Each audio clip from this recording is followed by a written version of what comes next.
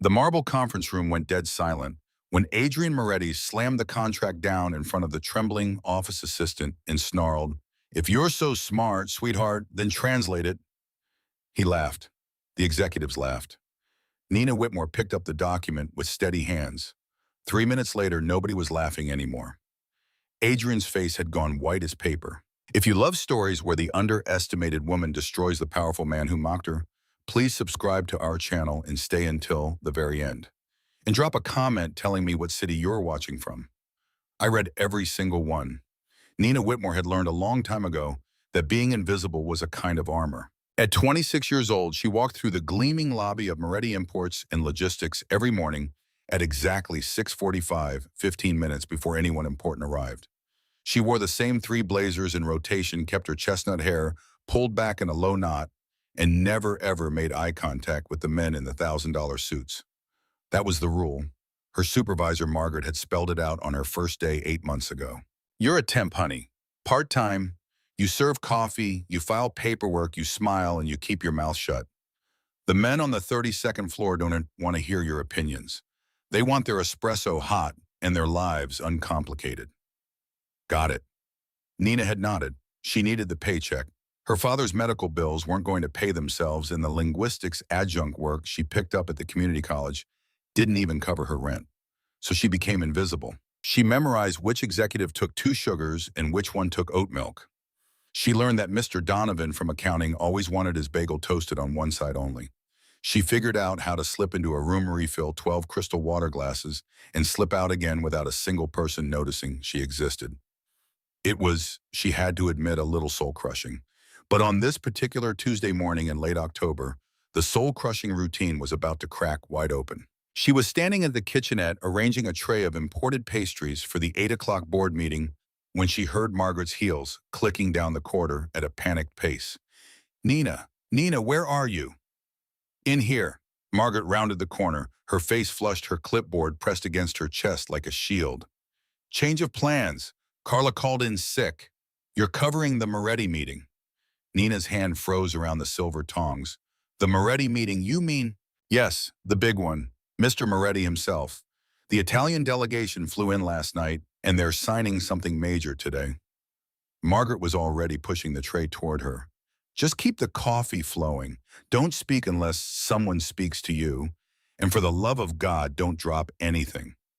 "Margaret, I've never been in a room with him before." "You've seen him in the elevator. You've seen the way he looks at people. Just remember, he's not a man you want to be noticed by. Be a ghost.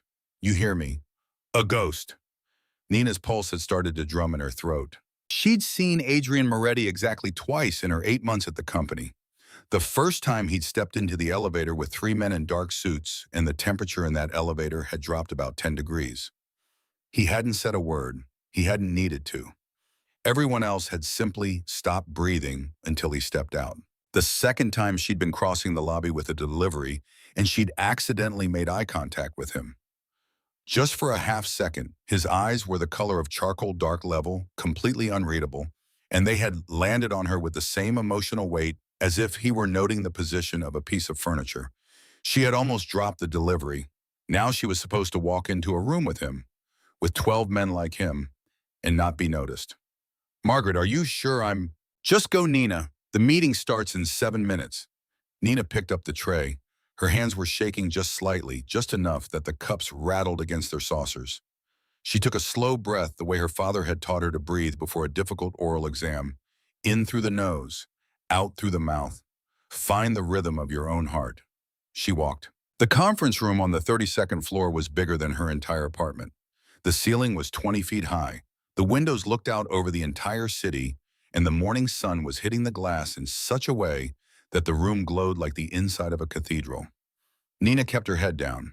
She placed the tray on the side table. She began arranging the cups. The Italian delegation had already arrived. 6 men, all of them in their 60s, all of them wearing watches that probably cost more than her car.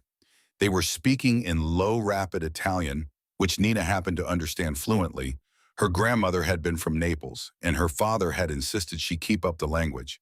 But she gave no sign of comprehension.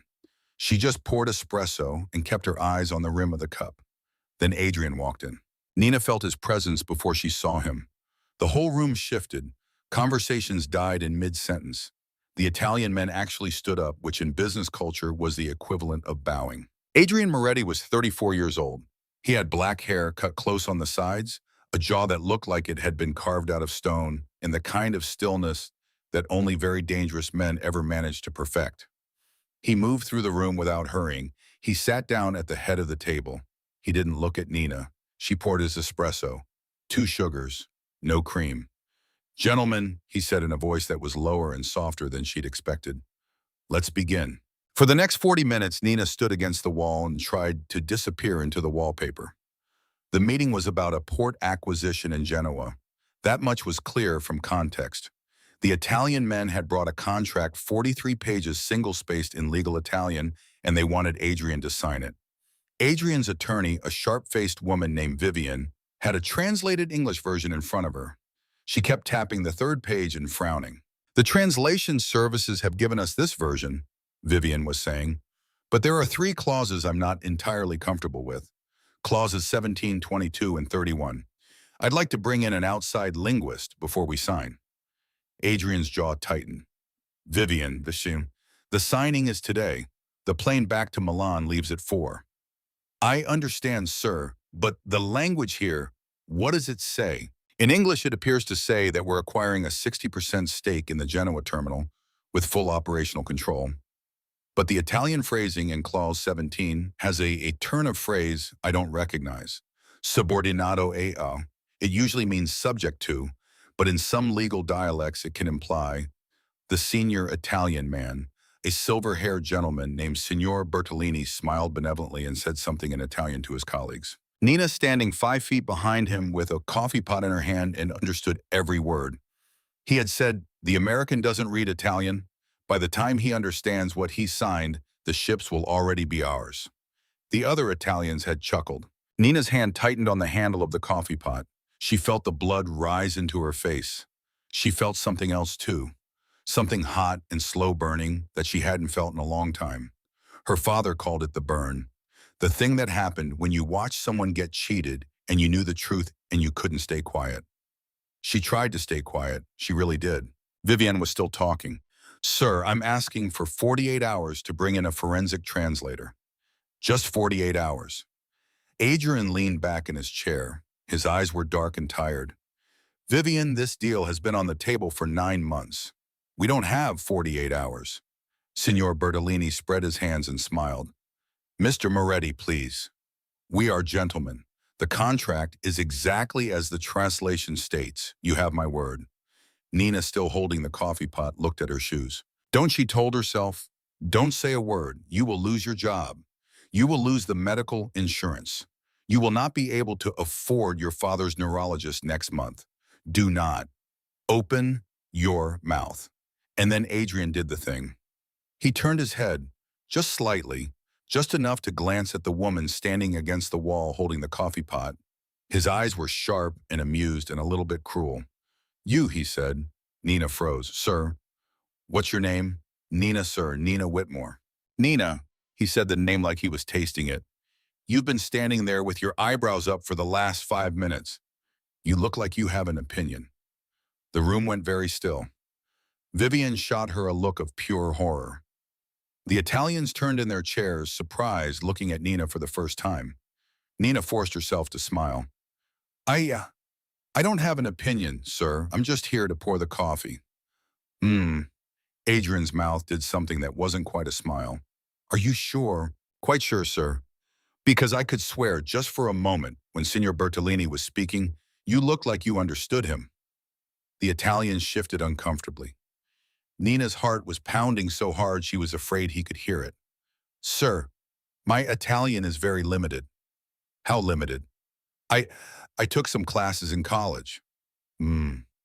Adrian leaned forward. Now he was watching her the way a cat watches something small. "Tell me, Nina Whitmore, do you read Italian?" "A little, sir." "A little." He picked up his copy of the contract. He held it out to her across the table. "Then come here. Translate Clause 17 for me." The room was so silent Nina could hear the building's air conditioning humming. Vivian was making subtle urgent gestures at her, mouthing the word no. The senior Italian Signor Bertolini had gone slightly pale. Nina did not move. Sir, she said, I'm not asking if you're qualified, Nina. Adrian's voice was quiet, almost gentle. I'm asking you to translate. 3 sentences. That's all. He smiled.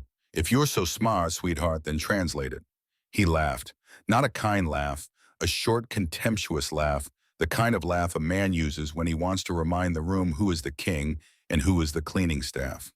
The other men at the table laughed too in that nervous, automatic way that men laugh when the boss laughs. Nina felt her face burn. She set down the coffee pot on the side table. She walked very slowly to the head of the long mahogany conference table. She took the contract from his outstretched hand.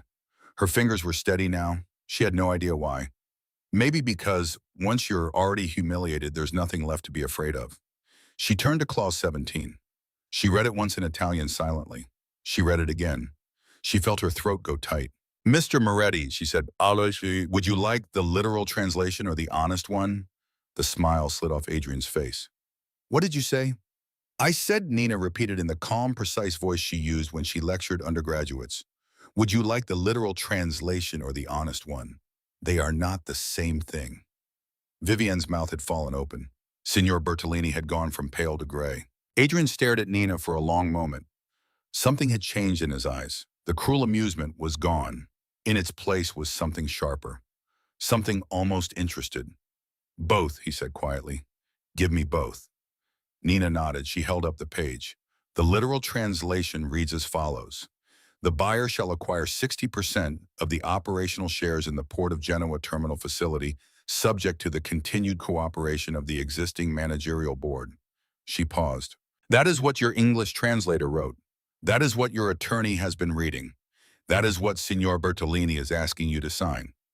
Adrian's jaw flexed. And the honest translation, Ian.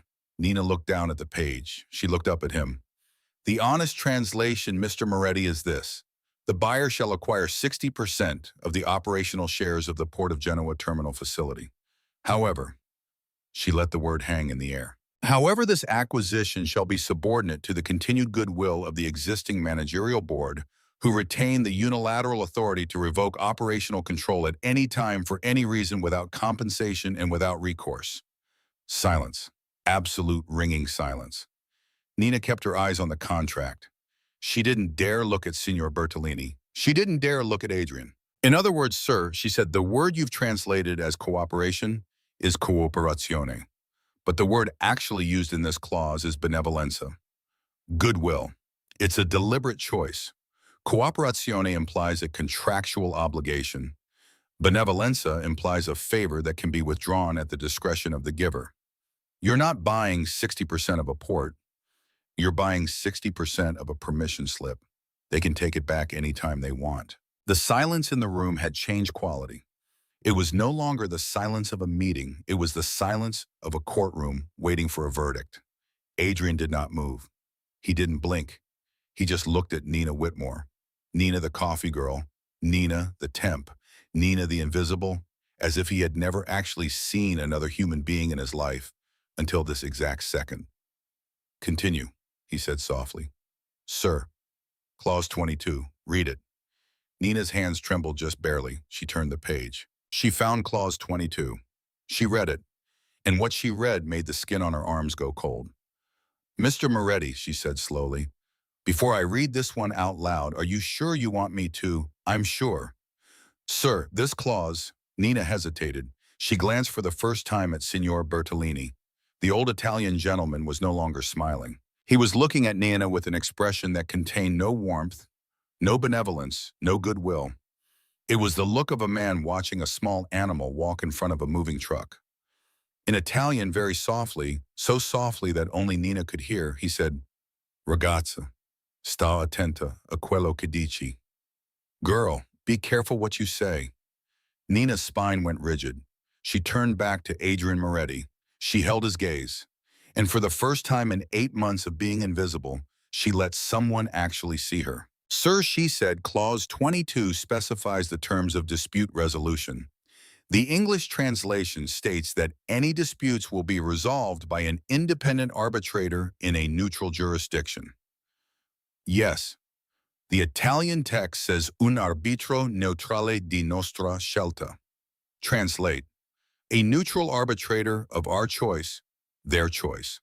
Not a mutually agreed party, not an independent body, a judge they pick, in a city they pick, under laws they pick. She set the contract down on the table. Her hands were perfectly still now. Her voice was perfectly level. Mr. Moretti, this isn't a contract. This is a trap. You sign this and within 6 months you'll have paid them $400 million for a port you don't actually own, that you can't actually operate with a dispute clause that prevents you from suing them in any court that would rule fairly. You'll be locked out, you'll be silenced, and you'll have no legal recourse anywhere on earth. Adrian Moretti did not move a single muscle. The Italian men were looking at each other. Signor Bertolini had laid both hands flat on the conference table. Nina took a small step back from the table. She didn't know what she had just done.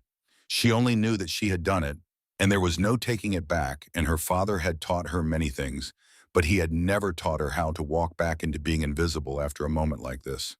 That's all, sir, she said quietly.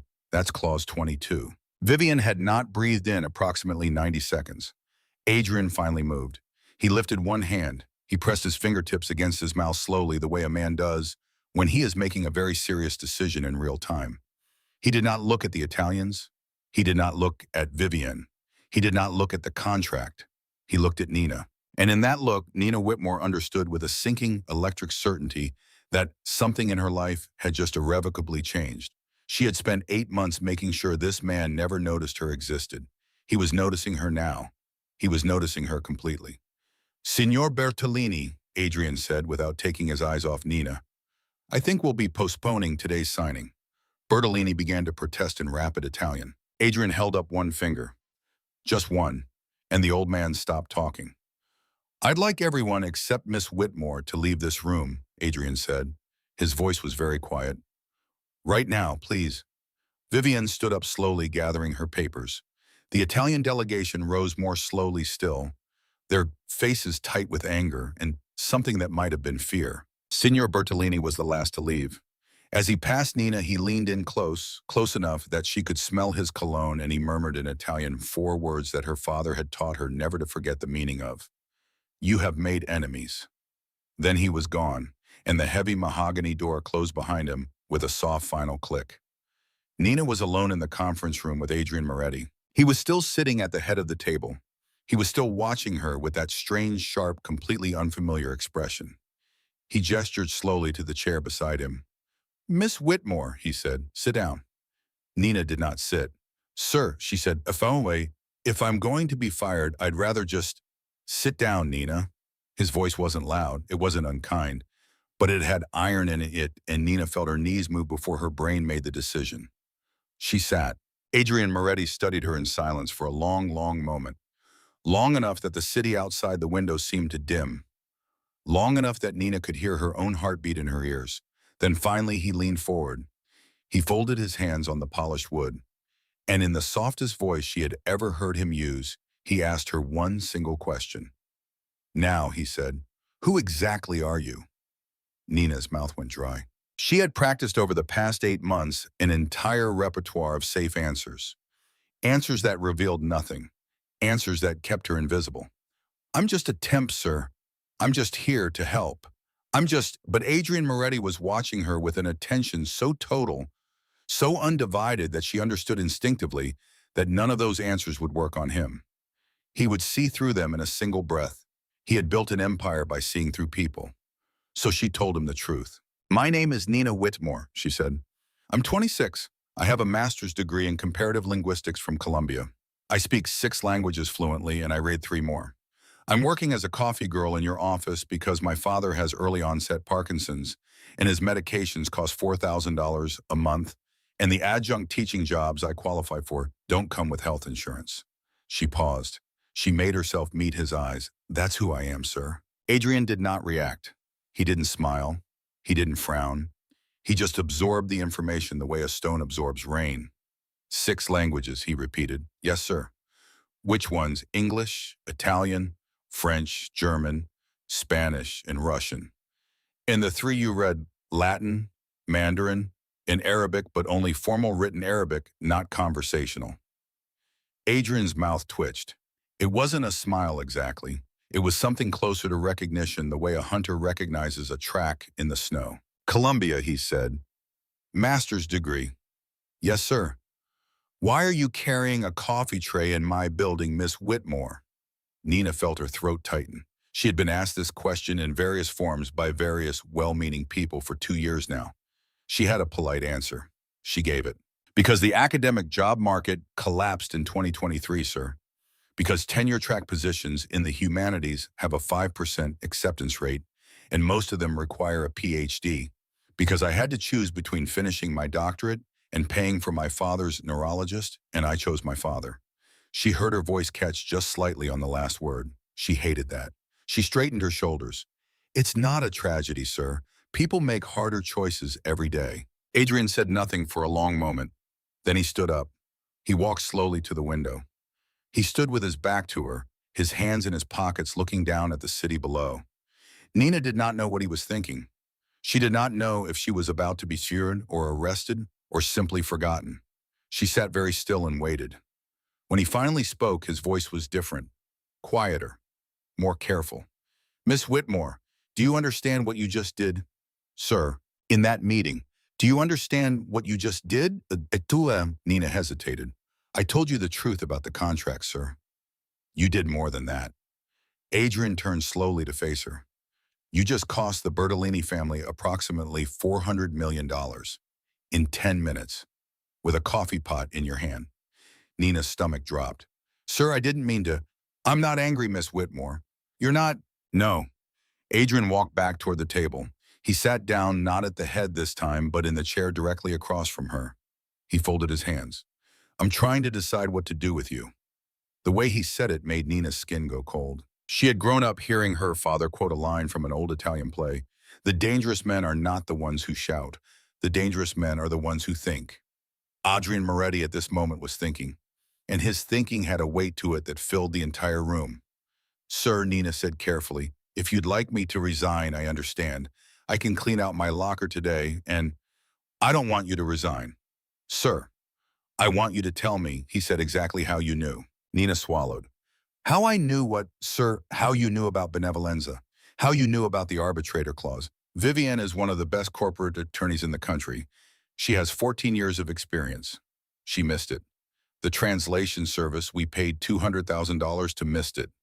You, a woman carrying a coffee tray, caught it in under a minute.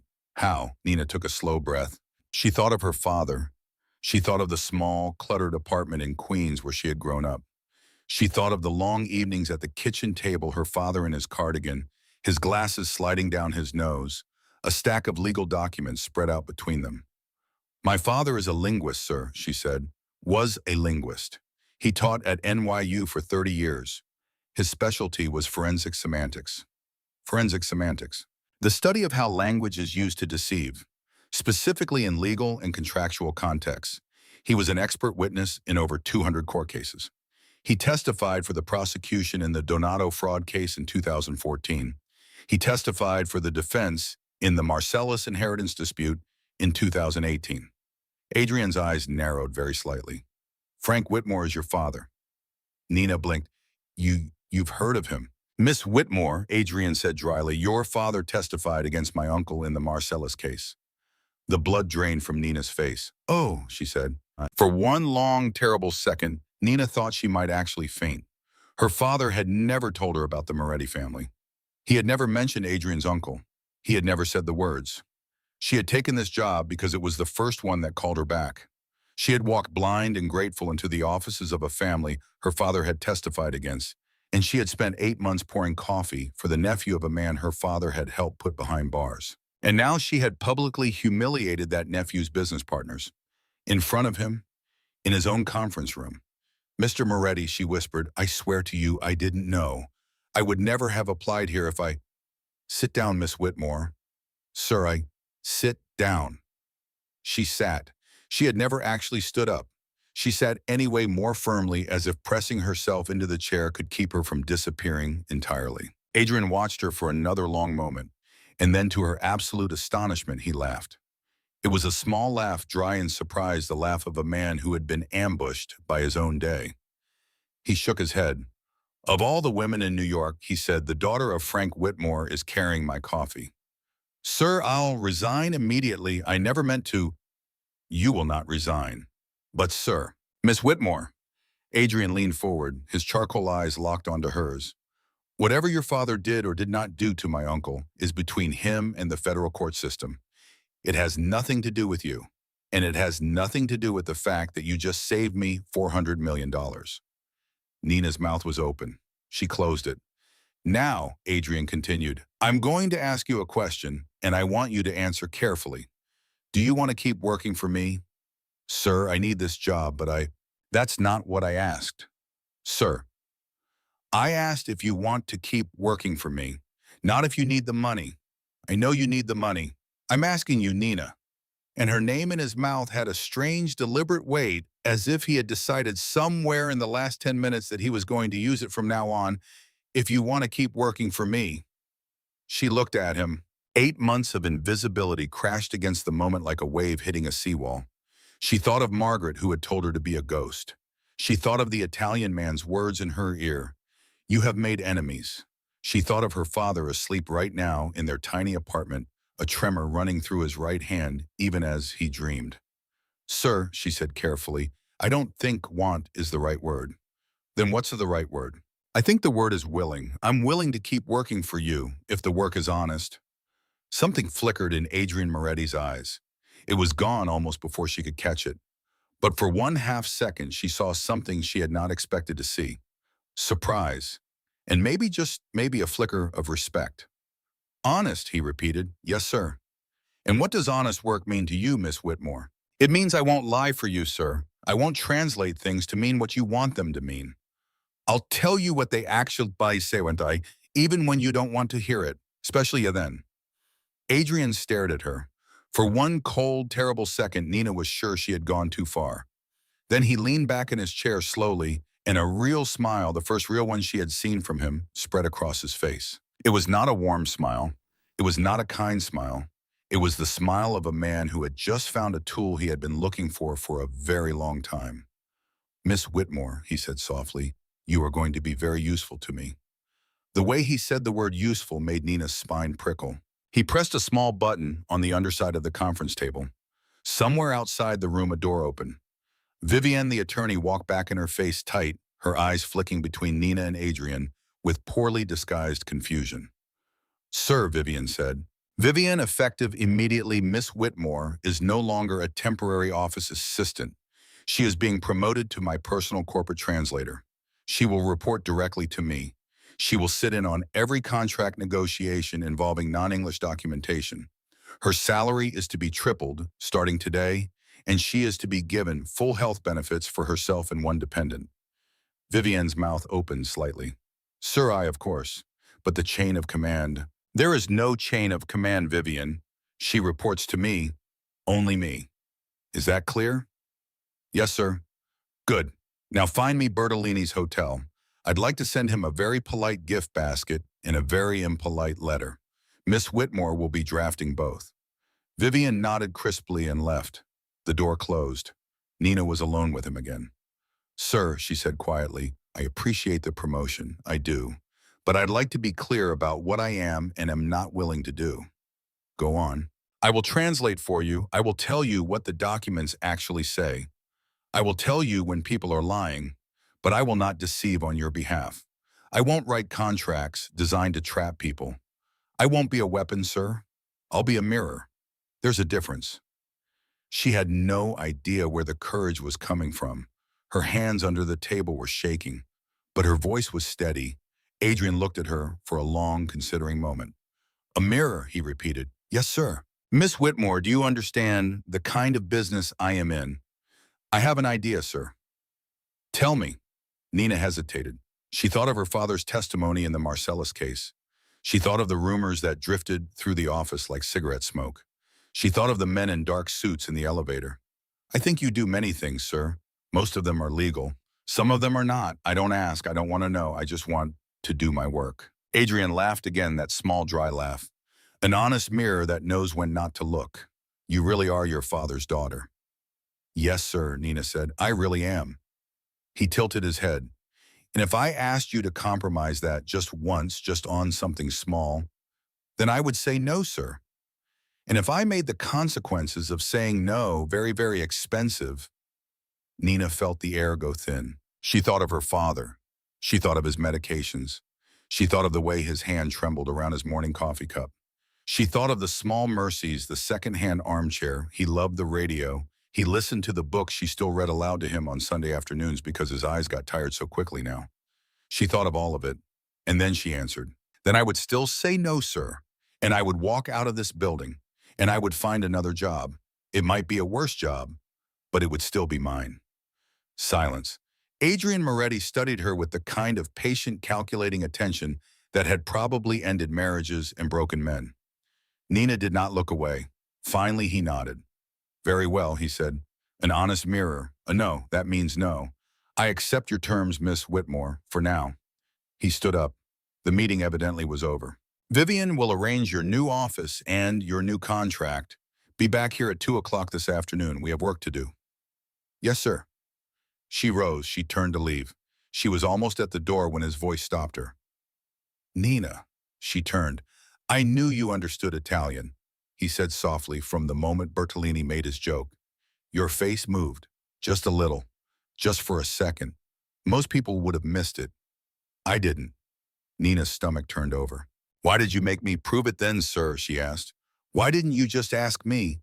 Adrian smiled. It was a thin knife-edged smile. "Because I needed to see Miss Whitmore what kind of woman you are when a powerful man laughs at you in a room full of his subordinates. I needed to see if you would shrink, or if you would cut." He picked up his coffee cup. He took a slow sip.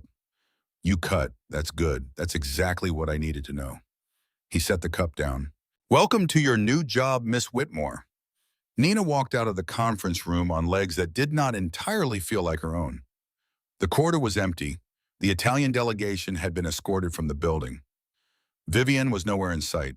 Nina made it to the elevator, pressed the button, and stood waiting in the silence with her heart pounding so hard she could feel it in her teeth. When the elevator arrived, she stepped inside. She pressed the button for the lobby. She watched the numbers count down, 32, 31, 30, and somewhere around floor 28, the full weight of what had just happened landed on her. She had a real job now, a real salary, health insurance. Her father's medications would no longer be a monthly emergency. She could afford his neurologist. She could afford a new wheelchair. She could afford to breathe. She had also, in the span of one morning, become the personal asset of a man who watched people the way other men watch chess pieces. A man who had tested her with public humiliation just to see if she would break. A man whose uncle her father had testified against in federal court. She thought about Bertolini's words, "You have made enemies." She thought about Adrian's words, "I'm trying to decide what to do with you." She was halfway across the lobby when her phone buzzed in her pocket. It was a text from a number she did not recognize. "Welcome to your new role, Miss Whitmore. Car will pick you up tomorrow morning at 7 o'clock sharp. Be ready." A.M. Nina stared at the screen. Her hand was shaking again, but for a different reason now. She typed back, "How did you get this number, sir?" 3 dots appeared instantly. Then a reply, "I had it before you walked into the meeting this morning." Nina read the message 3 times. The lobby felt colder than it had a moment ago. She put the phone away. She walked out of the building. The October air hit her face cold and bright, and for a long minute she just stood on the sidewalk watching the yellow cabs roll past, trying to slow her own breathing. Her father's voice came back to her then, the way it always did when she needed it. Something he had said to her years ago when she was struggling through a difficult case study in his office at NYU. "Nina, listen to me. Powerful men do not give power away, they lend it. And the moment you forget that you become their property, promise me you'll remember." She had promised. She had promised at 14, sitting on his desk in her school uniform, swinging her legs. She had promised at 22, the day she'd accepted her first real job. And she promised again now, standing on the sidewalk outside Moretti Imports and Logistics on the strangest morning of her adult life. She closed her eyes. She breathed in. She breathed out. "I remember, Dad. I remember." When she got home that night, her father was awake.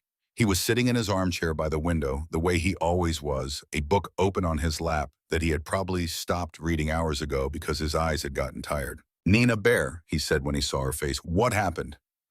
She set down her bag. She knelt beside his chair. She took his trembling hand in hers. "Dad," she said, "I think I just got promoted." "That's wonderful, sweetheart. Where to?" She looked at him, at his thinning gray hair, at the soft, tired blue eyes that had taught her all her life how to read between the lines. "Dad," she said carefully, "have you ever heard of the Moretti family?" The book slid very slowly off her father's lap and hit the floor. He didn't pick it up. "Nina," he said in a voice that was suddenly not tired at all. "Nina, what have you done?" Nina did not move. Her hand stayed wrapped around her father's, and she could feel the small, constant tremor of his fingers against her palm. "Dad," she said carefully, "what do you mean, what have I done?" Frank Whitmore looked at his daughter for a long time. His blue eyes, which had been soft and tired a moment ago, were sharp now. Sharp in a way Nina had not seen them in years, not since the last time he had taken the witness stand. "Nina Bear, tell me exactly what happened today. Don't leave anything out." So she told him. She told him about the meeting, about Bertolini's joke in Italian, about the contract, about the way Adrian Moretti had laughed at her and the way she had not been able to stay quiet. She told him about benevolenza. She told him about Clause 22. She told him about the way the room had gone silent and the way Adrian had said her name like he was tasting it. She told him about the promotion, the triple salary, the health benefits, and she told him about the text message and the line that had stopped her cold on the sidewalk. "I had it before you walked into the meeting this morning." Frank Whitmore listened to all of it without saying a word. When she was finished, he sat back in his armchair, and he closed his eyes, and he was silent for so long that Nina began to wonder if he had fallen asleep. Then very quietly he said, "Get me my address book, the leather one, in the bottom drawer of my desk." "Dad." "Just get it, Nina." She went into his small study. She pulled open the bottom drawer. The leather address book was wedged underneath a stack of old academic papers. She brought it back. He took it with both hands. His tremor made the pages flutter. He thumbed through it slowly until he found a page near the back. He pulled out a single piece of paper that had been folded twice into a small square. "Dad, what is that?" "Sit down, Nina." She sat on the ottoman in front of his chair. He unfolded the paper. It was a photograph, black and white, old, probably from the early 2000s. It showed three men standing in front of a building Nina did not recognize. One of them was much younger, but unmistakably her father. The man in the middle was older, heavy-set, with thick silver hair. The third man on the right was tall and thin and wearing a dark coat. "This was taken in 2007, her father said quietly. "The man in the middle is Carmine Moretti. He was the head of the Moretti family at the time. The man on the right is his younger brother, Lorenzo. Lorenzo's son, Adrian, would have been about 15 years old when this picture was taken." Nina stared at the photograph. "You knew his father?" "I knew his father very well, Nina. Lorenzo Moretti was my friend." "Your friend?"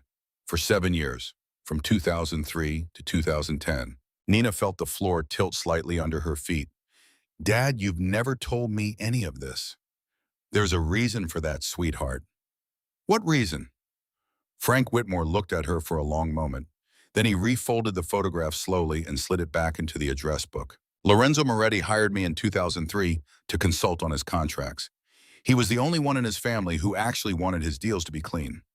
He was the lawyer of the family, the one who kept everything legal, the one who pushed back against his older brother. He paid me to read every major Moretti contract from 2003 to 2010 and to flag anything that looked dishonest. Most of what I flagged came from Carmine. Lorenzo would push back and Carmine would back down. That was how the family worked. The older brother had the power, but the younger brother had the brains. What happened in 2010? Lorenzo died, Nina. How close? A car accident on the West Side Highway. They said the brakes failed." Nina's stomach tightened. "Dad, I know what you're thinking. I thought it too. I never had any proof. But Lorenzo had been pushing back hard against Carmine that year, and 3 months before he died, he told me he was thinking of taking the family in a different direction, a legal direction. He said his son Adrian was going to inherit everything someday, and he didn't want Adrian to inherit a war. And then he died. And then he died." Frank's voice was very quiet. "And 4 years later, Carmine got tangled up in the Marcellus inheritance dispute, and the prosecution called me to the stand because I had the documentation. Every Moretti contract from 2003 to 2010 had passed through my hands. I had notes on all of it. I had to testify Nina. The subpoena left me no choice. Did Carmine go to prison?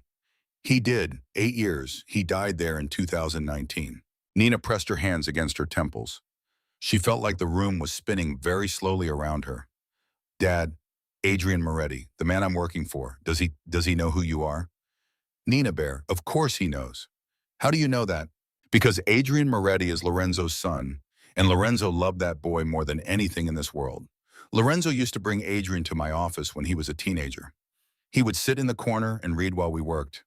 He was a quiet, smart boy with sad eyes. He knew me, Nina. He knew my face. He knew my name. And he certainly knows your last name. The floor was no longer tilting. The floor had simply dropped out from underneath her entirely. You're telling me, Nina whispered, that Adrian Moretti hired me on purpose. I'm telling you that no man like Adrian Moretti accidentally hires the daughter of Frank Whitmore, Nina. And no man like Adrian Moretti has your phone number before you walk into a meeting. He's been watching you. Probably for months. Nina's hands had started to shake. Why? Why would he do that? That sweetheart is what we need to figure out, and quickly. Frank Whitmore set the address book on the side table. He took both of his daughter's hands in his. His grip was weaker than it used to be, but it was firm enough to steady her. Nina, I need you to listen to me very carefully. There are 2 possibilities here. Okay? The first possibility is that Adrian hired you because he wanted to keep an enemy close. His father's friend's daughter working for the man whose uncle my testimony helped in prison. He wants to know what you know. He wants to know what you might do. He wants leverage. And the second possibility, Frank's eyes softened just slightly. The second possibility is that Adrian hired you because you are the only person in his world who has a connection to his father. The good father, the one who loved him, the one who tried to make things clean before the brakes failed on the West Side Highway. Nina closed her eyes. Dad, which one do you think it is? I don't know, Nina. I haven't seen Adrian Moretti in 16 years. I don't know what kind of man he became. But I will tell you this. Whichever one it is, the calculator or the orphan, you cannot let him think you are afraid of him. Men like that smell fear, like sharks smell blood. You go in tomorrow morning and you do your job and you tell him the truth about every document he hands you. And you do not under any circumstance let him see you flinch. Dad, he scares me. I know, sweetheart. He really scares me. I know. She sat with him for a long time after that on the ottoman by his chair the way she used to sit when she was a little girl. He stroked her hair with his shaking hand. Neither of them said anything for a while. Eventually he said, Nina. Yeah, Dad. Tell me about the Bertolini contract again. The clause about the arbitrator. She told him. He listened, his eyes half closed the way he always listened. When she was finished, he made a small, satisfied sound in his throat.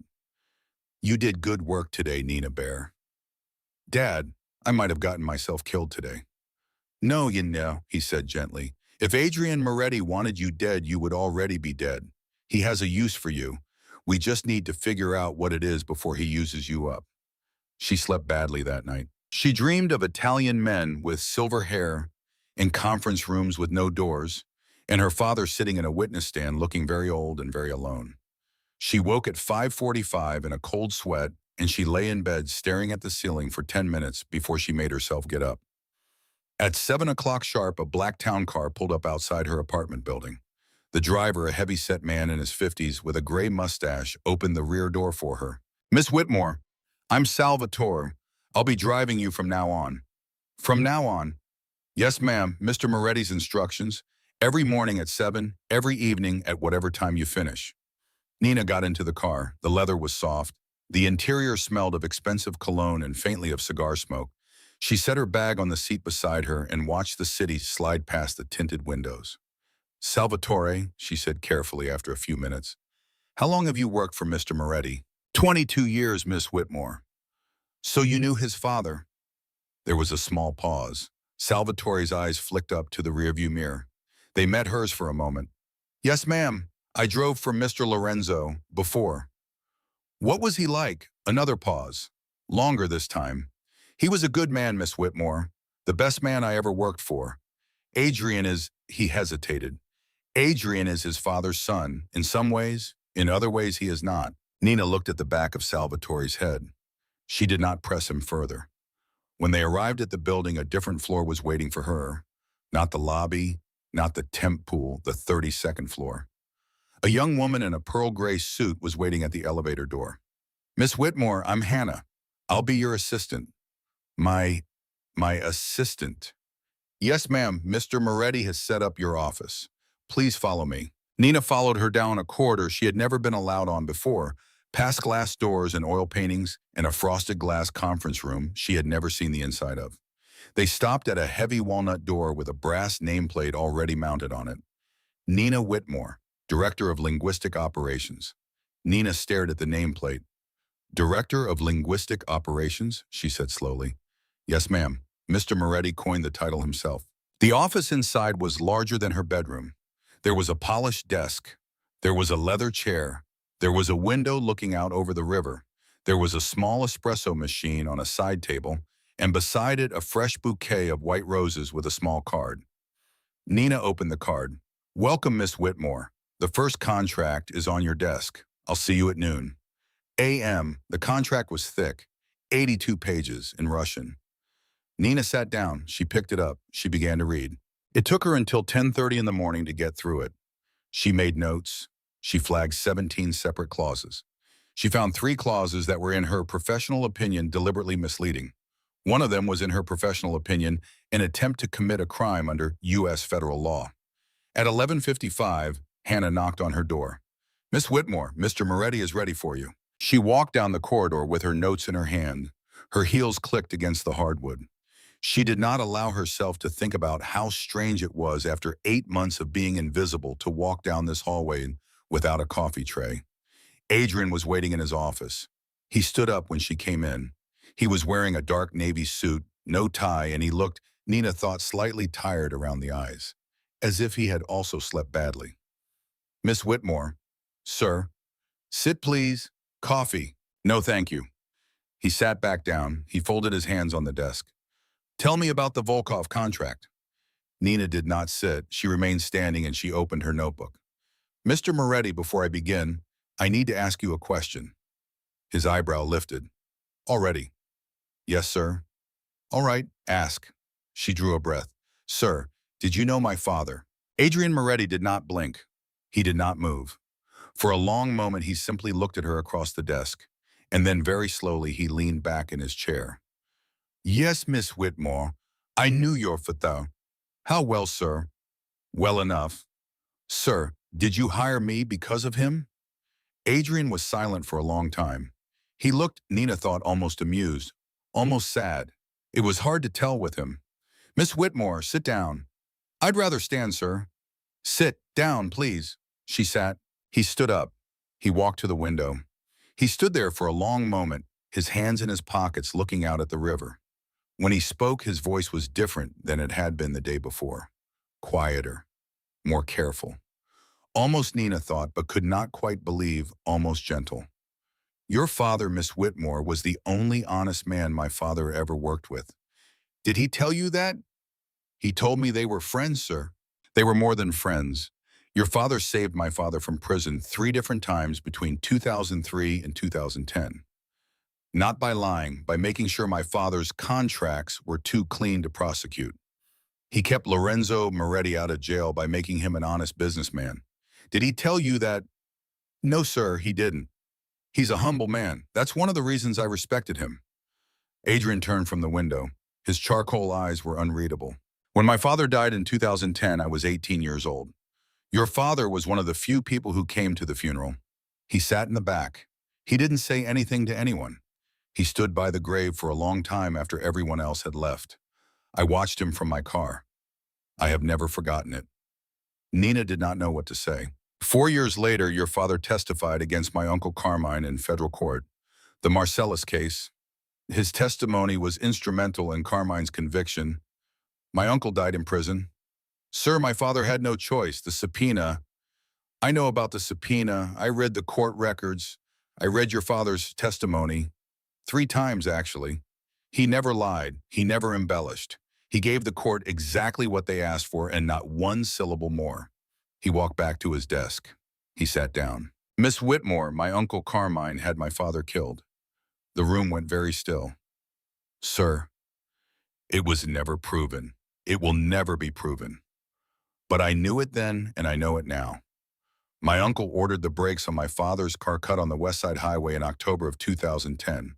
And 4 years later, when your father's testimony helped put my uncle behind bars, I sent him a thank you letter. Anonymously. He never knew it was from me. Adrian folded his hands. So no, Miss Whitmore, I did not hire you out of revenge. I did not hire you because I wanted leverage over Frank Whitmore's daughter. I hired you because I have spent the last 16 years looking for someone with your father's particular gift for reading the truth in language. And when I found out that Frank Whitmore had a daughter who had inherited that gift, I made sure she was working in my building where I could see her, where I could test her, and where eventually I could give her the job she deserved. Nina's throat was very tight. Sir, she whispered, that's a very long way to go just to hire a translator. Adrian smiled. It was not the knife-edged smile from the day before. It was a smaller smile, a more tired one, a more human one. Miss Whitmore, he said, I am not just hiring a translator. I have been waiting for a very long time to clean up what my uncle did to this family, to do what my father wanted to do before they killed him. He looked at her steadily. I need someone honest, Miss Whitmore. Someone who will tell me the truth even when I don't want to hear it. Someone whose father taught her how to read between the lines. The Morettis have been a dirty family for 40 years. I intend to make us a clean one, and I cannot do it alone. He paused. Will you help me? Nina sat in her chair, her notes about the Volkov contract still unread on her lap, and stared at Adrian Moretti across the polished walnut desk. She thought of her father. She thought of Lorenzo Moretti dead on the West Side Highway. She thought of Carmine Moretti dead in a federal prison. She thought of Salvatore, the driver who had said Adrian is his father's son, in some ways. In other ways, he is not. She thought of the Italian's words in her ear. You have made enemies. She thought of her father's voice. Powerful men do not give power away. They lend it. And she opened her mouth to give the only answer she could give. But before a single word came out, the door of the office burst open without a knock, and Vivienne, the attorney, rushed in her face white as paper. Her phone clutched in her hand. Adrian. Vivienne, I'm in a meeting. Adrian, it's Bertolini. He's just landed at JFK. He didn't fly back to Milan. He's coming here. He's coming here right now, and he's not alone. Adrian Moretti's face changed. In a single second, the man who had just spoken to Nina about cleaning up his family's name was gone. In his place was the man Nina had seen on her first day in the elevator, the one who had made the airdrop 10 degrees. How many? Adrian said quietly. 6 men, sir. Maybe more. They're in 3 black SUVs. They left the airport 10 minutes ago. Adrian stood up. He buttoned his suit jacket. His eyes flicked to Nina, and for a half second, something passed across his face that Nina did not entirely understand. It might have been concern. It might have been calculation. It might have been both. Miss Whitmore, he said, stay in this office. Lock the door behind me. Do not open it for anyone who is not me. Do you understand? Nina was already standing. Sir, what is happening? Miss Whitmore, do you understand? Yes, sir. He walked past her toward the door. Vivienne followed. At the threshold, Adrian paused. He did not turn around. He just spoke quietly over his shoulder. I told you yesterday, Miss Whitmore, you cost the Bertolini family $400 million. He stepped through the door. It appears they would like that money back. The door closed behind him, and Nina Whitmore, alone in the office of a man whose father had been murdered, for trying to be honest, pressed the lock on the heavy walnut door with hands that would not stop shaking. Nina pressed her back against the locked door and tried to remember how to breathe. Her hands were shaking so hard she could not have held a coffee cup if her life depended on it. Her father's voice was running through her head like a broken record. Powerful men do not give power away. They lend it. Powerful men do not give power away. They lend it. She had been working for Adrian Moretti for less than 24 hours, and she was already locked in his office, while 6 Italian men in 3 black SUVs drove across Manhattan to demand $400 million from a man whose uncle had murdered his father. She pulled out her phone with trembling fingers. She wanted to call her father. She wanted to hear his voice. She wanted him to tell her this was all a misunderstanding, that everything was going to be fine, that she could come home and he would make her tea and they could pretend none of this had happened. But she did not call him. Because if she called him, he would worry. And if he worried, his hand would tremble worse, and his sleep would be ruined, and tomorrow he would refuse to take his afternoon medication because he would be too proud to admit he had spent the night awake. So she put the phone away. She pressed her fist against her mouth, and she made herself think. She had been told to stay in the office. She had not been told to stay useless. She walked back to the desk. She opened her notebook. She picked up the Volkov contract, the 82-page Russian document she had spent the morning translating, and she set it carefully aside. Then she pulled up the chair, turned on the desk lamp, and started looking at every other piece of paper Adrian Moretti had left on his desk. She was going to learn this man's business. She was going to learn it now. Because the Italian men were coming, and she did not know if Adrian was going to come back through that door alive. And if he didn't, she needed to understand what kind of mess she was sitting in the middle of. She read for 35 minutes. She read shipping manifests. She read board memoranda. She read 3 different contracts in 3 different languages. She read a financial summary that made her stomach flip. Moretti Imports and Logistics had $2 billion in active port acquisitions across the Mediterranean, and Adrian had personally signed off on every single one of them in the last 18 months. She was halfway through a confidential memo about something called the Genoa Initiative when she heard the elevator ding at the end of the hallway. Footsteps, multiple sets, hard-soled men's shoes on hardwood. Nina froze. She heard voices. Adrian's voice, low and controlled. Vivienne's voice, sharp and clipped. And then a third voice, older, with a heavy Italian accent. Signor Bertolini. She could not make out the words. She heard them moving toward the conference room next door. She heard the heavy door of the conference room open and close. She heard faintly the muffled sound of voices through the wall. She put down the memo. She walked very quietly to the wall that separated Adrian's office from the conference room. She pressed her ear against it. She could hear nothing. The walls in this building were too thick. Of course they were. The walls in the office of a man like Adrian Moretti would not be the kind of walls you could eavesdrop through. She pulled back. She thought for a moment. Then she remembered something her father had once told her on a warm evening in his office at NYU while they were going over a case study about a corporate fraud involving a wiretap boardroom. The smartest men, Nina, do not bug rooms. They bug ventilation systems. Every modern office building has a return air vent that connects multiple rooms. If you want to know what's being said 2 doors down, find the vent. Nina looked up. The vent was in the ceiling above the bookshelves on the wall she shared with the conference room. She pulled a chair over to the bookshelf. She climbed up.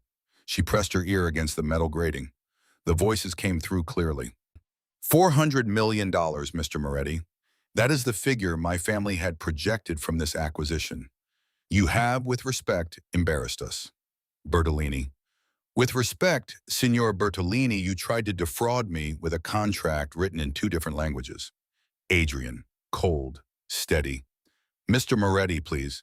The translation discrepancies were minor.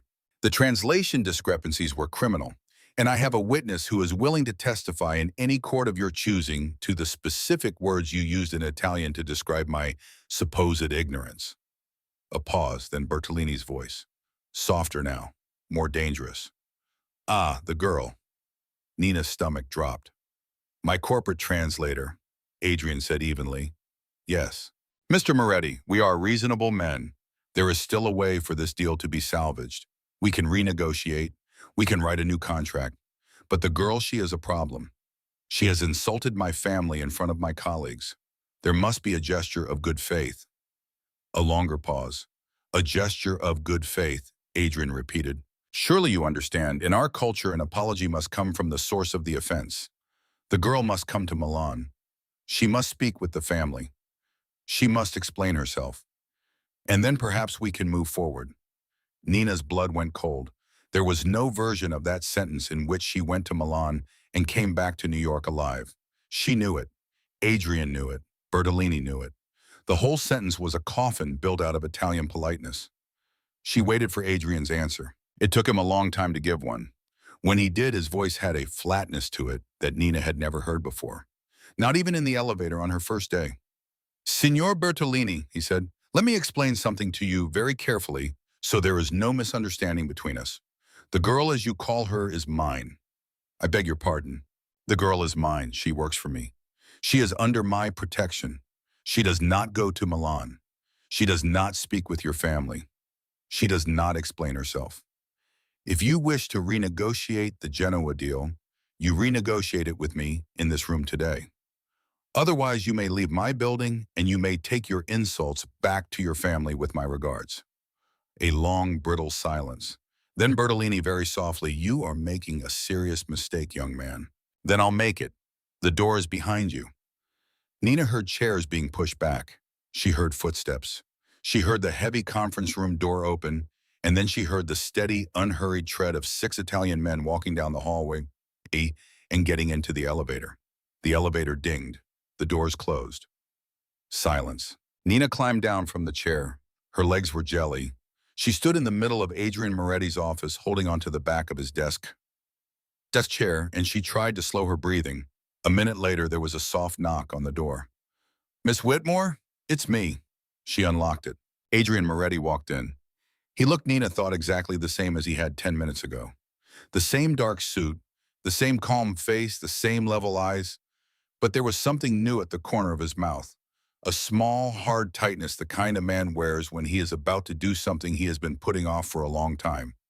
He closed the door behind him. Miss Whitmore, are you all right? Sir, I heard. His eyebrow lifted very slightly. You heard. The vent. In the ceiling. I'm sorry, sir, Don't apologize. A faint smile. That's exactly what I would have done. Your father trained you well. Nina's throat was tight. Sir, they want me dead. They want a lot of things, Miss Whitmore. They are not going to get most of them. Sir, I cost you $400 million. Miss Whitmore. Adrian walked over to the espresso machine. He pressed a button. The machine hummed and began to grind. You did not cost me $400 million. You saved me $400 million. The Bertolini family was not going to make $400 million on the Genoa acquisition. The Bertolini family was going to take $400 million from me, and I would have signed the paper that let them do it.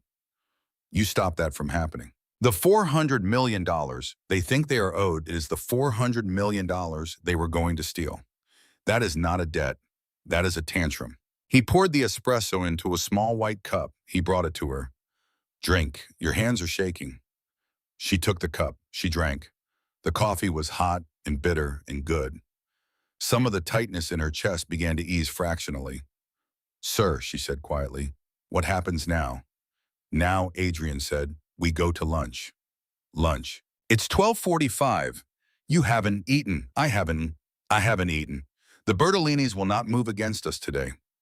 They are calling Milan. They are talking to old men in Sicily. They are deciding what they want to do. That decision will take at least 72 hours. We have time. Sir, I don't think I can eat. You can and you will. Get your coat, Miss Whitmore. We have a reservation. He was already walking toward the door. She did not move. He stopped halfway across the room and turned to look at her. His face softened very slightly. It was the most human she had ever seen him look. Miss Whitmore, listen to me. I know you are afraid. I would be afraid in your position, but you cannot let the fear sit in your chest. If you let it sit, it freezes you, and we cannot afford for you to be frozen. So you are going to put on your coat. We are going to walk out of this building together. We are going to be seen in public having lunch at a restaurant where every member of every important family in this city eats. And by the time we are finished with our meal, every old man in every dark room in this city will know that Nina Whitmore is under the protection of Adrian Moretti. And then, Miss Whitmore, the people who are thinking about hurting you will think twice. Do you understand? She nodded slowly. Yes, sir. Good. Coat. She got her coat. The car ride to the restaurant was silent. Adrian did not look at his phone. He did not make calls. He did not work. He simply sat in the back of the car with her, his hands folded in his lap, and he watched the city pass. Halfway there, without turning his head, he spoke. Miss Whitmore, may I ask you a question? Yes, sir. How is your father? The question caught her so off guard that for a second she could not answer. He's okay, sir. He has Parkinson's.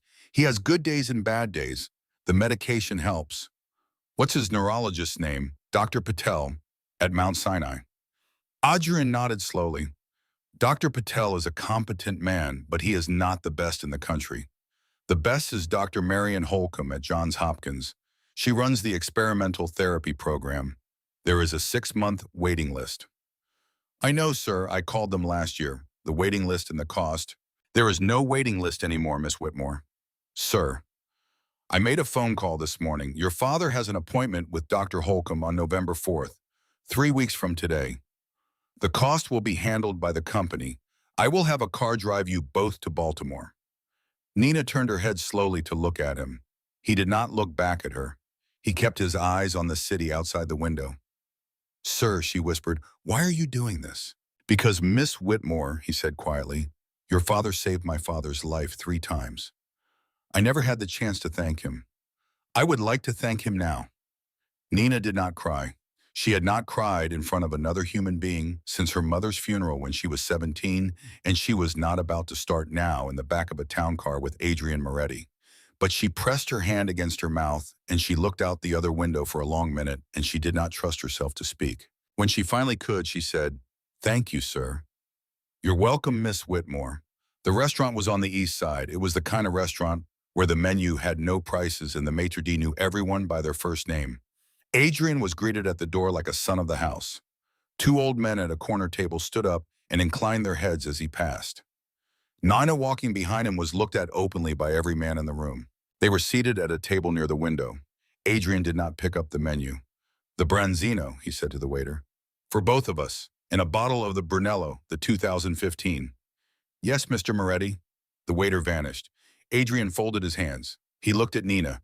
You are doing very well, Miss Whitmore. Sir, I am pretending not to throw up.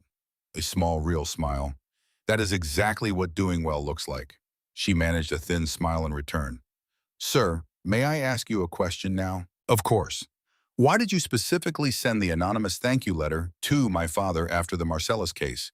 You could have sent a fruit basket. You could have done nothing. Why a letter? Adrian was quiet for a long moment. He swirled the water in his glass. He looked at her thoughtfully. Miss Whitmore, I was 22 years old. I had just finished business school. I had inherited a family business that I knew even then was going to take me 20 years to clean up. Your father's testimony was the first piece of public evidence that the Moretti family had ever had against my uncle.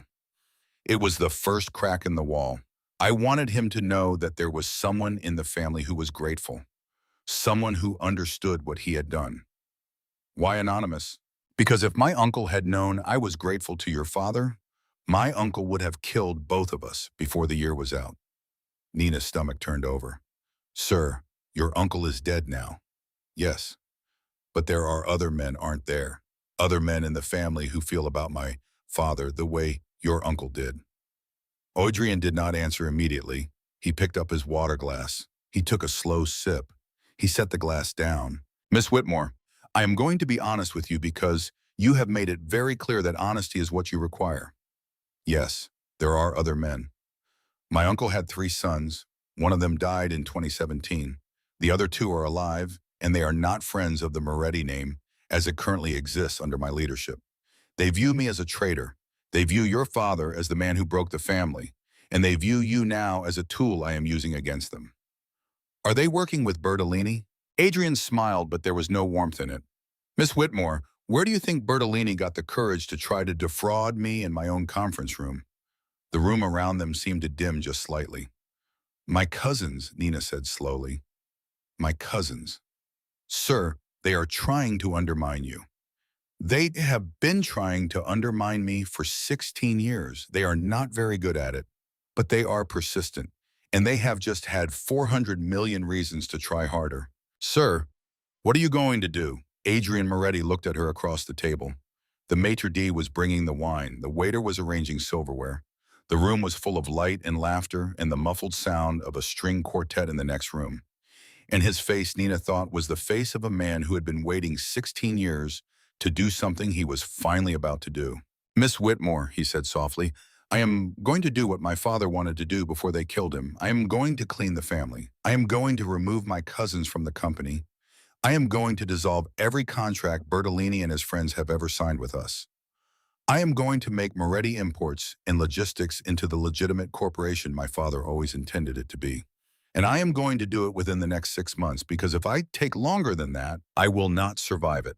He picked up his wine glass. And you, Miss Whitmore, are going to help me. Nina stared at him. Sir, she said, I am one woman with a master's degree in linguistics. I can't help you do what you're describing. Yes, you can. Sir, I cannot. Miss Whitmore, every contract my cousins have ever signed for the family is in our archives. Every shipping manifest, every memorandum, every coded letter between them and the Bertolinis and the Sicilians and the Russians. Most of it is in 5 different languages. Some of it is in deliberate code. None of it has ever been read by an honest set of eyes. He set down his glass. You are the honest set of eyes, Miss Whitmore. You are the only one I have. Nina sat in silence for a long, long moment. She thought of her father. She thought of Lorenzo Moretti's car on the West Side Highway. She thought of her own life, the small, careful life she had built, the rotation of 3 blazers, the low knot in her hair, the 8 months of being invisible. She thought of the woman who had walked into that conference room yesterday morning carrying a tray of pastries and the woman who was sitting in this restaurant tonight across from a man who was asking her to help him take down his own family. She thought of all of it, and then she thought of Adrian Moretti, 18 years old, watching her father from a parked car at his own father's funeral. And she made her decision. Sir, she said, I have one condition. His eyebrow lifted. Go on. My father will never be involved in any of this. He will never be named.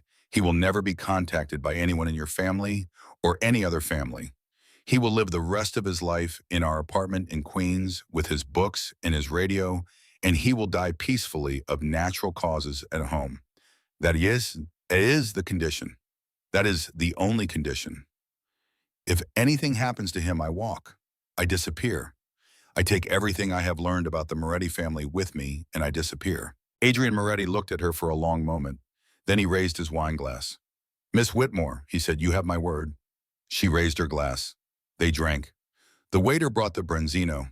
Nina ate it. It was the best meal she had ever had in her life, and she barely tasted any of it. When they finished, when the bill had been paid, with a discreet folded note and a handshake, when they were walking back out to the car under the cold October stars, Adrian stopped on the sidewalk.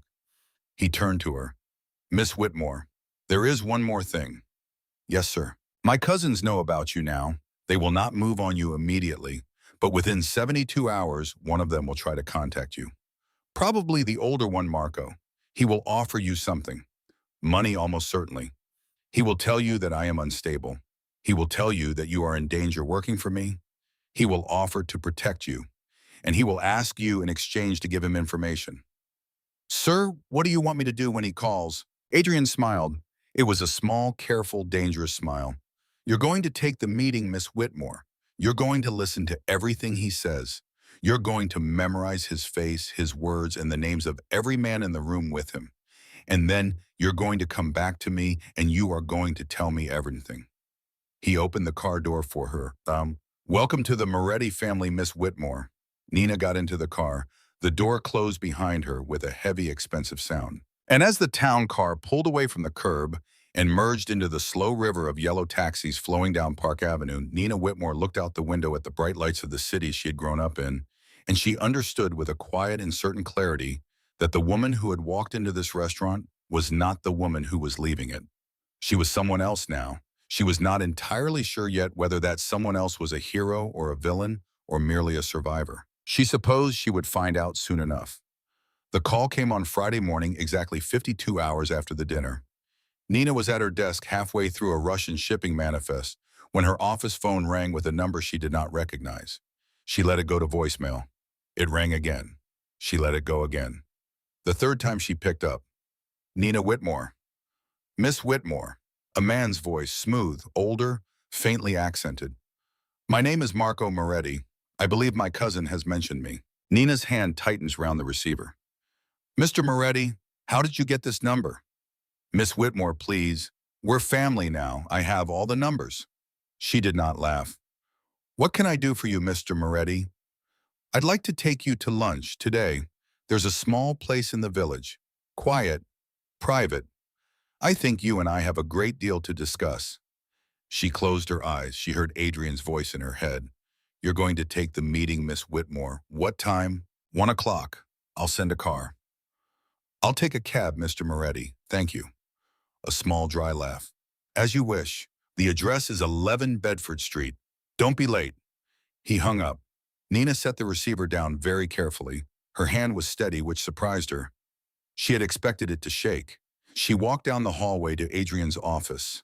She knocked once. She opened the door without waiting. He was on a phone call. He looked up. He took in her face. He said into the phone, I'll call you back. And he hung up. He called you. Yes, sir. 1 o'clock, 11 Bedford Street. Adrian nodded slowly. He picked up a pen. He wrote the address on a small notepad. He tore off the sheet. He folded it twice and put it in his jacket pocket. You will go, he said. You will eat. You will say very little. You will let him talk. He likes to talk. When he offers you money, you will not refuse and you will not accept. You will tell him you need time to think. You will ask him for 48 hours. You will leave. Yes, sir. Salvatore will drive you. He will wait outside the entire time.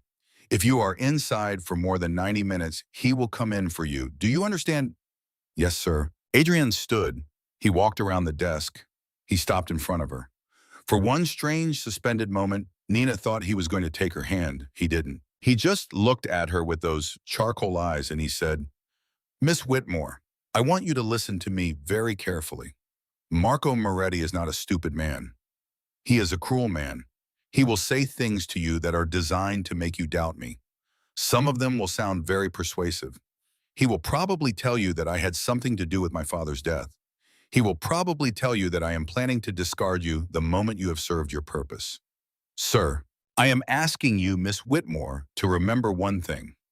Whatever he tells you, whatever it is, you will hear it from me first if it is true, and you will hear it from him only if it is a lie. That is the agreement between us. Do you accept it? She looked up at him. Yes, sir, she said quietly. I accept it. He nodded once. Then go. The restaurant on Bedford Street had no sign. There was just a small wooden door and an Italian flag in the window. Salvatore parked across the street. Nina got out of the car. The October wind cut through her coat. She walked to the door and pushed it open. A maitre d' looked up. Miss Whitmore, Mr. Moretti is expecting you. He led her to a back room. There was one table. 3 men were sitting at it. Nina recognized Marco Moretti immediately. He looked enough like Adrian to be unsettling. The same dark hair, the same jawline, the same charcoal eyes. But where Adrian's stillness had a coiled, watchful quality, Marco's stillness had something dead in it, like a snake on a rock. He stood when she entered. The other 2 men did not. Miss Whitmore, so glad you could come. Please, sit. She sat. She did not extend her hand. He did not seem to expect her to. This is Tony. This is Vincent. They will not be joining our conversation. They are simply here to ensure our privacy. She nodded at the 2 men. Neither of them nodded back.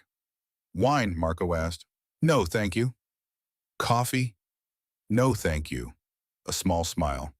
You are a careful young woman, Miss Whitmore. I appreciate that. I do. He sat back. He folded his hands. I'll come straight to the point.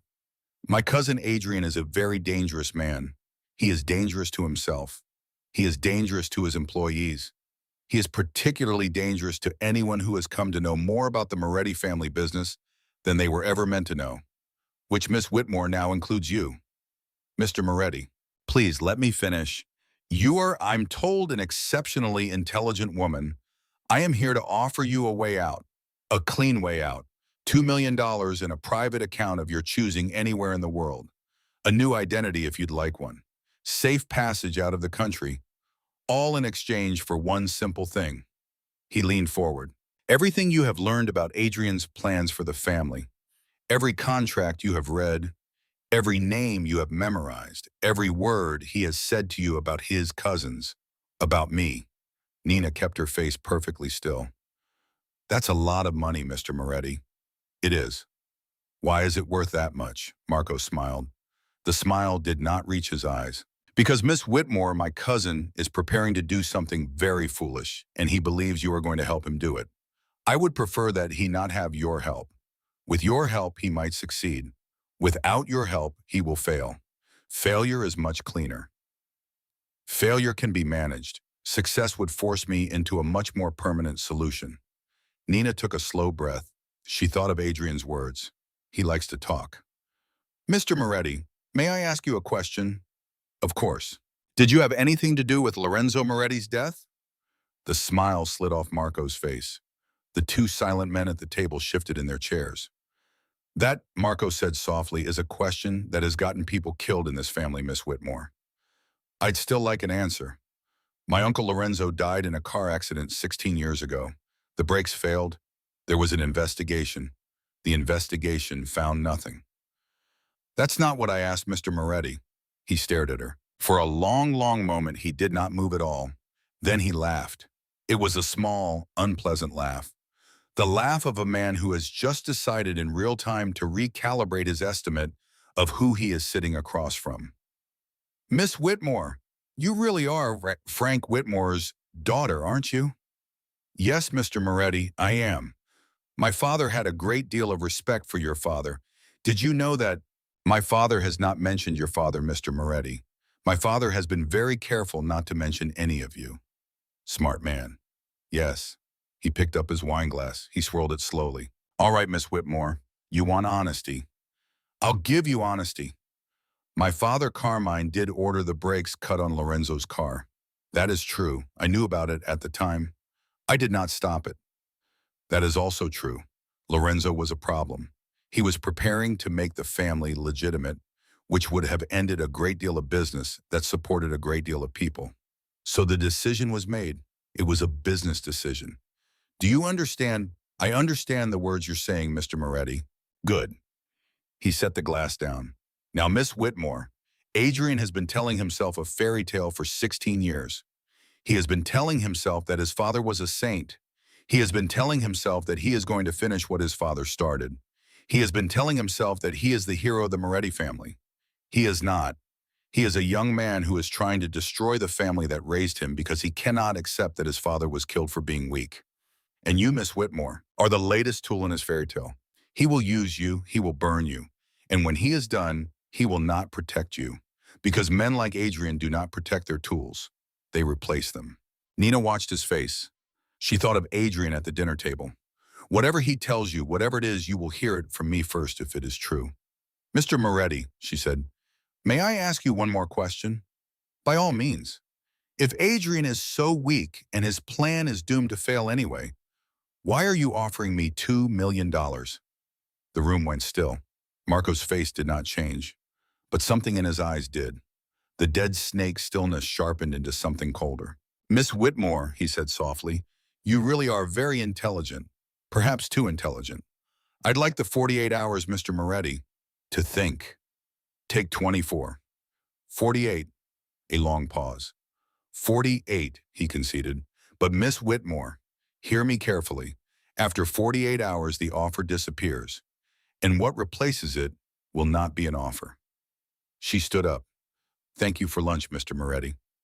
You haven't eaten. I lost my appetite when you confessed to being an accessory to murder, Mr. Moretti. I'm sure you understand. She walked out. She did not allow herself to run, although every nerve in her body wanted to. She walked at a steady pace through the small dining room, past the maitre d', out the wooden door across the cold sidewalk, into the back of Salvatore's town car. Drive, she said. He drove. 2 blocks away, she finally let herself shake. By the time she got back to the office, she had stopped shaking. She walked into Adrian's office without knocking. He took one look at her, face ended his phone call, and stood up. Tell me, she told him. Everything. Every word. The $2 million, the threat, the casual confession to being an accessory to his father's murder. The way Marco had looked at her when she had asked the question he had not been expecting. Adrian Moretti sat in his chair while she spoke. He did not move. He did not interrupt. When she was finished, he sat in silence for a long, long moment, his hands folded under his chin. Then he said, he confessed. He confessed, sir. To you, specifically, in a private dining room, with 2 witnesses present. Yes, sir. A slow smile spread across Adrian Moretti's face. It was the smile Nina thought of a man who had been waiting 16 years to hear something and had just heard it. Miss Whitmore, were you wearing the silver pen I gave you on Tuesday? She blinked. The pen? In your jacket pocket, the silver pen with the small black band near the cap. Yes, sir, I was. Miss Whitmore, that pen is a recording device. It has been recording continuously since the moment you put it in your pocket this morning. Nina's mouth fell open. Sir, I'm sorry I didn't tell you. If you had known, your face would have given it away. I needed his confession to be unforced. And it was. Sir, that recording, is it admissible? Adrian's smile widened. In a New York court, yes, Miss Whitmore. New York is a one-party consent state. You consented to the recording by carrying the pen. His confession is fully admissible. He stood up. He walked around the desk. He held out his hand. The pen, please. She handed it to him. He held it for a long moment. Then very quietly he said, 16 years, Miss Whitmore. 16 years I have been waiting for one of them to admit it out loud. To anyone. They never did. They were too careful. And then you walked in there with your father's particular gift and you asked him a single question and he handed it to you in 3 sentences. He looked up at her. Your father would be very proud. Nina did not trust herself to speak. What happened over the next 6 weeks happened very quickly. Adrian did not go to the police. He did not need to. He used the recording the way a chess master uses a pin piece. He met privately with the surviving men of the Moretti family council. He played them the recording. He explained calmly that Marco had now created a liability that endangered every man in the room. He proposed a vote. The vote was unanimous. Marco Moretti was removed from the family, permanently. He was placed under what the council politely called extended supervision at a property in Sicily where he would live out the rest of his life without access to a phone, a computer, or the family business. His brother Vincent, the older one, took the deal Marco had refused. He retired. He moved to Florida. He never spoke to a Moretti again. Within 90 days, every cousin who had been working against Adrian was either retired, relocated, or dead. None of them died at Adrian's hand. 2 of them died of perfectly natural causes that Nina did not ask any questions about. Bertolini's family quietly withdrew their objection to the canceled Genoa deal. They returned the deposit. They never spoke to Moretti Imports and Logistics again. The board of Moretti Imports and Logistics voted in early December to formally restructure the company as a fully publicly audited corporation. The vote was unanimous. The press release said it was a milestone in modern corporate transparency. Nobody outside the family knew what it had cost. On the 3rd week of November, Nina drove with her father to Baltimore. They stayed in a hotel paid for by the company. Dr. Marion Holcomb saw her father for 2 hours. She put him in the experimental therapy program. She told Nina that with the new protocol, her father's tremor could potentially be reduced by 60% within 6 months. Nina cried in the lobby of the hotel that night alone for 20 minutes. She had not cried since her mother's funeral. It was the first time she had cried since. The day after Thanksgiving, Adrian called her into his office. Miss Whitmore, sit please. She sat. I want to make you a permanent offer. Sir, you have over the past 3 months helped me dismantle a 40-year-old organized crime structure and replace it with a legitimate corporation. You have read 16 languages worth of contracts, decoded 11 different ciphers, and identified 4 separate fraud schemes I would never have caught on my own. You have done all of this while caring for a sick father, and you have done it while every man in this city was wondering whether you would survive the year. He folded his hands. I would like to offer you the position of Chief Operating Officer of Moretti Holdings, the new entity, full equity partnership, full transparency, full board recognition. You would be the first person outside the family in 4 generations to hold an executive position at this company. Frankly, you have earned it 3 times over. Nina sat very still. Sir, she said, I am 26 years old. Yes, Miss Whitmore, and the men who built this country were younger than you when they did it. Age is not a qualification. Competence is. Sir, may I think about it? You may have as long as you need.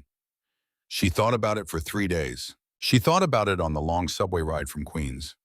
She thought about it sitting next to her father, who was reading more comfortably now that his hand had stopped shaking quite so much. She thought about it at her mother's grave on Saturday morning, where she stood in the cold and talked to the woman she had not been able to talk to for 9 years. She thought about it finally in the small kitchen of her father's apartment on Sunday evening while her father made tea. Dad? Yes, Nina Bear. He offered me a partnership, chief operating officer. I know, sweetheart. He called me last week. She turned around. He called you. He came to see me, actually, 2 weeks ago while you were at work. Dad, you didn't tell me. I wanted you to make the decision yourself. She sat down at the kitchen table. Her father set down a cup of tea in front of her. He sat across from her. He took her hand. He came to ask my permission, Nina Bear. Not for the bomb. The bomb is yours. He came to ask my permission to court you. The teacup clattered against the saucer. To Dad. He told me very plainly that he had developed feelings for you over the past 6 months that were inappropriate to act on while he was your employer. He told me that he intended to give you the partnership offer regardless of your answer to the personal question. He told me that if you took the partnership but rejected him personally, he would never bring it up again and he would respect your decision for the rest of his life. Nina's mouth had gone completely dry. Dad, what did you tell him? Frank Whitmore looked at his daughter. The tremor in his hand was small now. His blue eyes were soft. I told him, Nina, that you were not mine to give. I told him that he could ask you himself. And I told him that if he ever caused you a single moment of harm, your father might be old, but your father had testified before, and your father would testify again. She started to laugh. She started to cry. She did both at once, sitting at the smallest kitchen table in the apartment in Queens where she had grown up. Her father reached across the table and squeezed her hand. Nina Bear, listen to me. What you do next is your decision. The children, the man, all of it. I will support you no matter what you choose. But I want you to know one thing, Show. What, Dad? Lorenzo Moretti was the most decent man I ever worked with. Adrian is his son. I have watched him very carefully for the last 6 weeks, and I believe in my heart that he is his father's son, not his uncle's. There is a difference, and it matters. She went back to the office on Monday morning. She walked into Adrian Moretti's office at 8:45. She did not knock. He looked up. He stood. Miss Whitmore. Mr. Moretti, I accept the partnership. He nodded once. I'm glad. And Mr. Moretti? Yes. My father told me that you went to see him. A faint flush touched the edge of his face. It was the most human she had ever seen him look. Miss Whitmore, Sir. She held up a hand. Before you say anything else, I want to tell you something. I have spent my entire life learning to read between the lines, to find the truth that men hide in their language, to catch the small word that gives away the lie. And in 6 months, sir, I have read more of you than you probably realize. He waited. You are not a kind man, Master Moretti. You are not a soft man. You have done things in the building of this new company that I do not ask about and do not want to know about. But you are an honest man when honesty is offered to you. You kept your word about my father. You kept your word about the company. You kept your word about everything you ever told me. And in a world like the one I have been living in for 6 months, sir, that is not nothing. That is, in fact, the only thing that matters.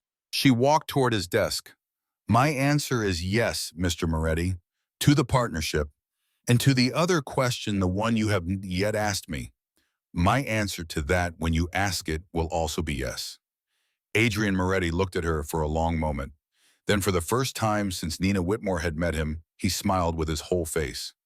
Miss Whitmore, he said softly, you really do read between the lines, don't you? Yes, sir, she said. I really do. A year later, the woman who had once been told to be invisible sat at the head of a boardroom in a building she half-owned, in a city that had once tried to swallow her whole, with the man she had once been afraid to look at, sitting at her right hand, and her father, his tremor reduced by 70%, watching from the back of the room. With quiet, proud eyes, the contract on the table was 43 pages long and written in 3 languages, and Nina Whitmore read it cover to cover. And there was not a single hidden word in it, because nobody anywhere in the world was foolish enough to try and hide a word from her anymore. The Mafia boss had laughed at her once and said, if you're so smart, then translate it. She had translated it. She had translated all of it. And the woman who had been carrying a coffee tray on a Tuesday morning in October was now the woman who decided which contracts got signed in the city of New York. That was the truth of it. That was the whole of it, and that was the end.